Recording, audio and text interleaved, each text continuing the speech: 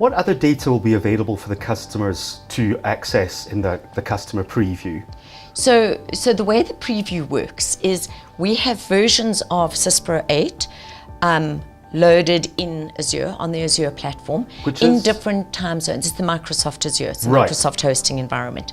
So these are hosted in different Azure platforms for each of the different time zones. And what we have is data for each of the different features. So customers will be told, if you want to actually go and look at this feature, you'll need to access this company in Syspro, and there will be a script of how to work through to understand the feature.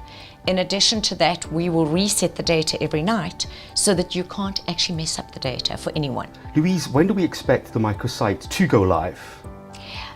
Richard, we have it in test at the moment with our Syspro offices, but from next week, the 30th of October, our partners will have access to it, and the following week, the customers will have access to it. How can a customer feed back to Syspro regarding what their review conclusions about the new enhancements? Richard, for the feedback, it's going to be a two-pronged approach. There's going to be a push as well as a pull. So what I mean by the push, the customers will be able to push queries up to us, and this is done via the microsite where there's a feedback button, and they can go in and they can enter their queries or their comments or just general marketing. It would be useful to have more information on the following.